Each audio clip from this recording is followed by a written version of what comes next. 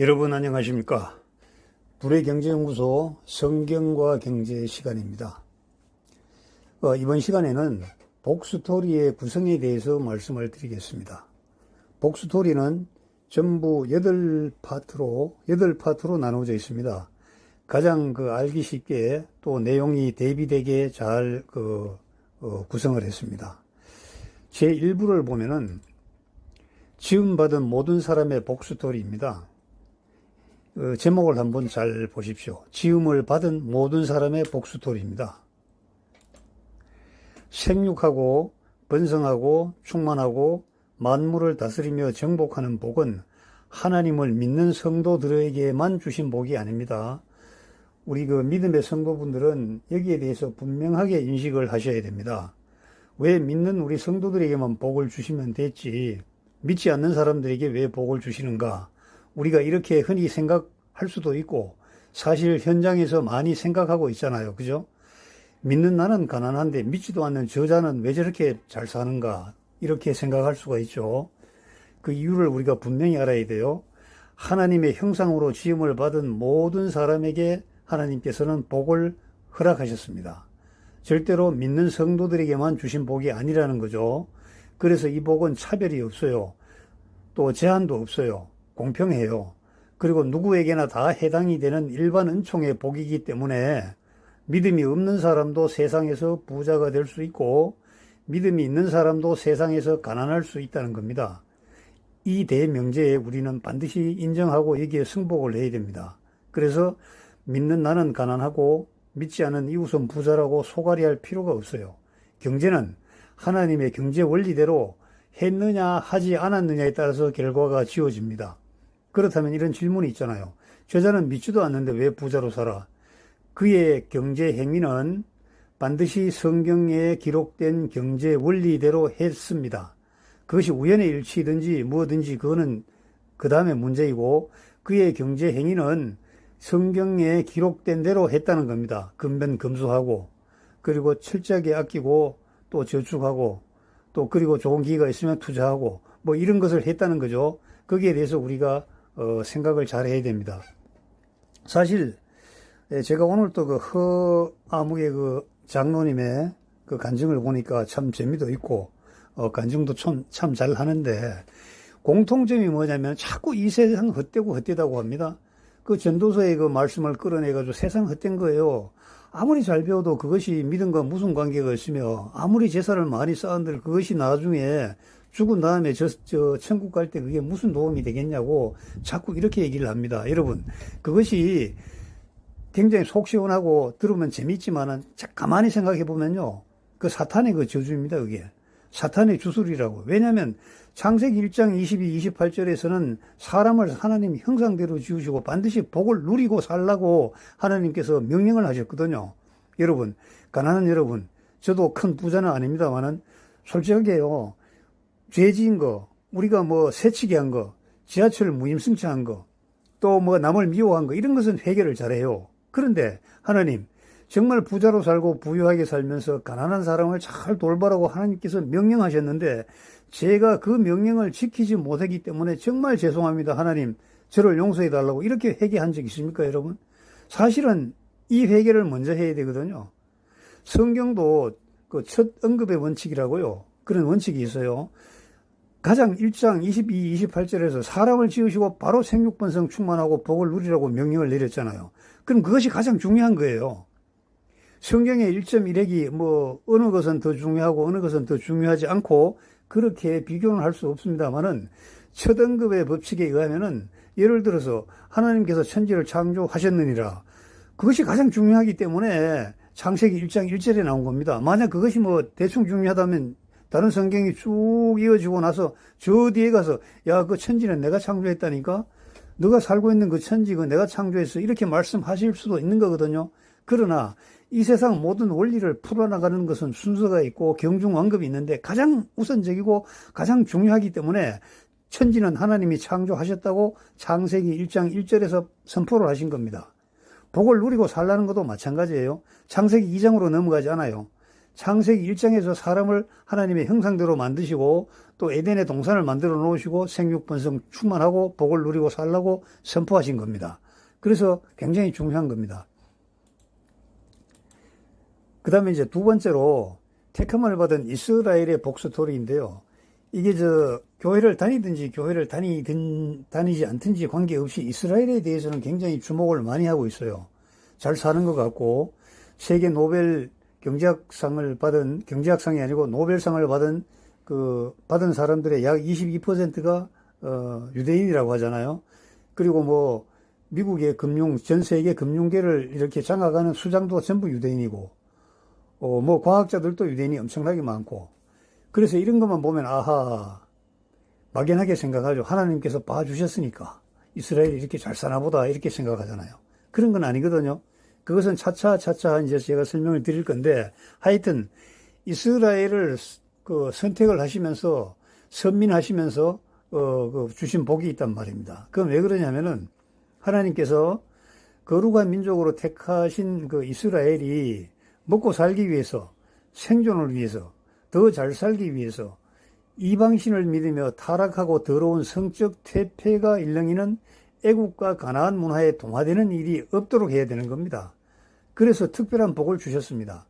우리가 죄를 짓는 게 뭐죠? 먹고 살기 위해서, 또 생존을 위해서, 안전하게 살기 위해서, 더 잘 살기 위해서 사실은 죄를 짓는 거예요. 하나님께서는 선민 이스라엘이 이러한 이유 때문에 자기도 모르게 죄를 짓고 또 의도적으로 죄를 짓는 것을 원천적으로 예방하고 근절하기 위해서 하나님께서 특별한 복을 주셨단 말입니다. 이스라엘에게요. 그런데 이 복에 조건 없이 무조건 주신 것이 아니고 하나님께서 원하시는 조건을 충실히 지켰을 때 누릴 수 있는 조건부 복이자 마침내 복입니다. 그래서 성경을 읽어보면은 그리하면 누리리라. 그리하면 그리 되는 복이 있고 이리 하면 이리 되는 복이 있어요. 이리 갈까 저리 갈까 항상 두 갈래 길인데 그 두 갈래 길에서 하나님께서 원하시는 그 조건을 충족하는 그 길로 갔을 때 하나님께서 주시는 복을 듬뿍 누릴 수가 있다는 겁니다. 그 다음에 이제 3부는 능력과 기회의 복 스토리인데요. 이렇게 이스라엘에게 복을 주셨지만은 광야 40년을 돌면서 이 히브리 백성들은 늘 불만이었어요. 가나안 땅에 적과 꿀이 흐르는 그곳으로 우리를 인도한다고 하면서 왜 이 사막 광야만 돌리는 거야? 도대체 우리에게 무슨 복을 주셨어? 먹는 거는 맨날 만나고, 그리고 불평하면은 날아가는 메추라기가 힘이 빠져가지고 땅바닥에 내려왔을 때 그걸 걷어서 우리가 먹기도 하고, 도대체 우리에게 무슨 복을 줬냐? 이렇게 이제 모세에게 대들고 불만을 한 것이죠. 사실 여호와 하나님께서는 영원히 변하지 않는 언약으로 복을 주셨습니다. 믿지 않는 백성들이 문제죠. 모세가 적과 꿀이 흐른다는 가나안 입성을 앞둔 그 백성에게 모세는 영안으로 들어갈 가나안을 훤히 다 훑어봤습니다. 그리고 모세는 가나안에 들어갈 수 없다고 하나님께서 분명히 선포를 하셨기 때문에 들어가지는 못하지만은 마지막에 하나님께서 우리에게 주신 그 사명과 소명과 우리가 누릴 복에 대해서 차근차근히 설명을 하면서 이렇게 설명을 했어요. 하나님께서 주신 복은 능력의 복이야. 또 그 능력을 펼칠 수 있는 기회를 이 세상에서 우리가 살아가는 이 땅에 주셨다고. 그래서 하나님께서 주신 복은 능력과 기회의 복이라고 확실하게 각인을 시켰습니다. 하나님께서 허락하신 능력의 복, 또 기회의 복은 말입니다. 스스로 갈고 다듬고 적용을 해야 누릴 수 있는 복입니다. 우리는 흔히 기도하면 된다. 우리가 습관이 아니고 병적으로 하는 얘기거든요. 기도해라. 뭐라고 기도할 겁니까, 여러분? 뭐라고 기도할 겁니까? 내일 아침에 당장 급전이 필요해요. 돈 10만 원이 필요하다. 그러면 정말 간절한 마음으로 돈 있는 사람에게 가서 빌려야 되는 거 아닙니까? 아니면 은행에 가서 대출을 내든지. 그런데 이게 습관이 돼가지고 거의 병적으로 습관이 돼서 기도해라. 기도하면 돈을 누가 가지고 옵니까? 제가 처음 교회 갔을 때 상계동의 성결교회 목사님인데 당신의 간증을 하더라고요. 자기가 젊을 때 예비군 훈련을 받아야 되는데 예비군 훈련을 기피를 했대요. 왜냐면 사역에 여러 가지 바쁜 일이 있어서 기피를 했는데 벌금을 300만 원인가 내야 되는데 그때 뭐 부교육자 시절이니까 돈이 없었다 이겁니다. 그래서 어쩔 수가 없어가지고 하나님 벌금 내게 해주세요. 벌금 내게 해주세요. 벌금 내게 해주세요. 계속 기도를 했는데 어느 날 주일 오후가 됐는데 까만 세단 하나가 교회로 쫙 들어오더라는 겁니다. 저게 누구지? 아는 사람이 아닌데 그 양복을 입은 사람이 와서 하는 얘기가 제가 어떤 감을 가지고 피를 받았는데 여기에 돈 300만 원을 갖다 주라고 그렇게 이제 어떤 그 음성이 들렸다 이거야. 성령의 음성이 들렸다는 겁니다. 그래서 이 교회를 찾아왔습니다. 하고 300만 원짜리 봉투를 내놨대요. 그래서 그 목사님은 그 300만 원을 받아서 즉시 가서 벌금을 냈다. 이게 하나님의 은총이다. 이렇게 얘기합니다. 멋지잖아요. 듣기에는 얼마나 멋있는 말이에요. 여러분 이게 타당한 말입니까? 또 누구는 그러더라고요. 이것이 타당하다고 인정해야 성도가 된다 하더라고요. 저는 생각을 달리 하거든요. 여러분도 여러분 생각 나름대로 하십시오. 능력과 기회의 복은, 능력은 개발하고 기회는 이 세상에서 찾아야 된다. 이렇게 소결론을 맺고 넘어가겠습니다.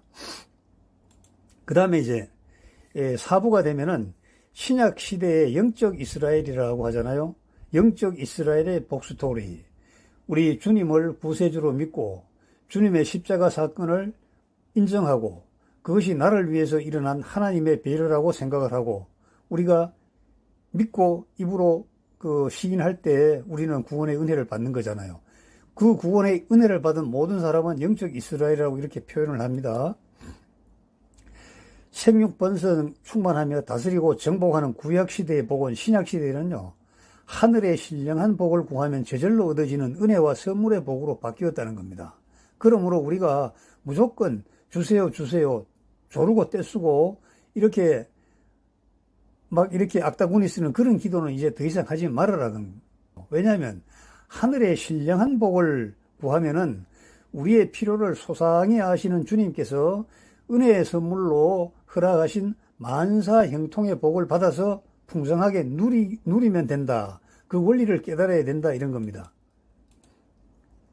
또 5부에는요. 고전 경제의 문학의 복스토리입니다. 왜 성경의 경제를 말하면서 고전 경제의 문학을 뭐하러 언급하느냐 이렇게 여러분들 생각하실 수가 있죠. 그렇지가 않습니다. 이 세상 학문은 성경의 원리가 실현되는 과정상의 하위 학문입니다. 그래서 공자를 비롯한 동양의 사상가들은 왕이 백성을 보살펴야 하며 특히 환과고독으로 불리는 극빈층을 돌보지 않으면 역성혁명이 일어난다고 경고하였죠. 여러분 환과고독이 뭐냐면요. 환은 아내가 없는 늙은 할아버지, 과는 남편이 없는 늙은 할머니, 고는 부모가 없는 어린아이들. 정말 이 고아 얼마나 서럽습니까? 그죠? 독은 봉양할 자식이 없는 그 늙은 할아버지 할머니를 독이라고 합니다. 이 환과 고독을 누가 돌볼 것인가? 맹자는 그렇게 얘기했어요. 왕이 돌봐야 된다. 왕이 돌봐야 된다. 이렇게 얘기를 했습니다. 그러나 이 고전 경제 인문학에서 그 학자들은 백성을 잘 살게 해야 된다고 강조는 많이 했어요. 그러나 구체적 대안을 제시하지 못한 것이죠. 세상 학문을 잠깐 살펴보면은 가장 아래는 그 자연과학이라고 그렇게 얘기를 합니다. 자연과학. 그다음에 그 위가 인문과학입니다. 그 위가 철학이죠. 학문의 왕이라고들 얘기를 합니다. 그 위가 신학입니다. 그리고 그 위에는 성경 말씀이 계십니다. 그리고 가장 위에는 우리 하나님의 본체이신 예수님이 계신 겁니다.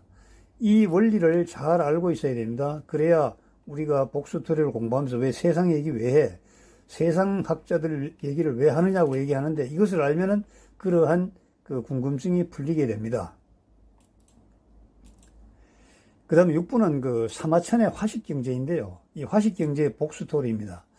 이 화식경제는 재물의 윤리와 도덕을 입혔고 또 돈을 번 다음에 재물을 못 사는 사람들 사회를 위해서 쾌척함이 부자의 도리라고 주장해요. 성경의 경제관에 가장 근접한 이상적이고 실질적인 경제의 사상입니다. 재물에 솔직하지 못한 유교적 경제관을 비판했고요. 또 시장에 개입하는 권력을 굉장히 비판을 했어요. 그래서 이 시장은 자유시장을 보장해야 되고 또 이 세상은 개인의 욕구를 존중하는 순리경제 시스템이 보장되어야 됩니다. 여러분 배급이 아무리 좋아도 왜 문제냐 하면은 어떤 사람은 보리밥을 좋아하고 어떤 사람은 쌀밥을 좋아하는 겁니다. 어떤 사람은 죽을 좋아하는 경우도 있어요. 이런 사람에게 일률적으로 제공하는 그러한 식사는 효과적이지 못해요.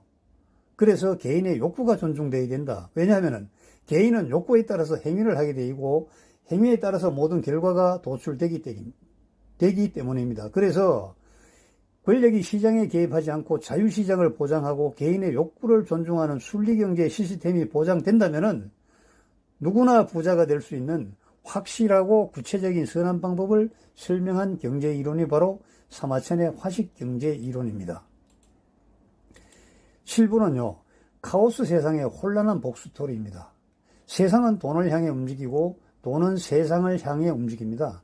세계의 천재도 쪽박을 차고 노벨 경제학상을 받은 학자들도 실패하는 경제인데 보통 사람들이 성공하기라는 것은 진짜 어렵습니다. 그래서 더구나 다산 정약용 선생은 만국의 지름길이 바로 부정부패라고 한탄을 했는데 지금도 부정부패는 계속되죠. 제가 뭘 말하는지 여러분도 아실 겁니다.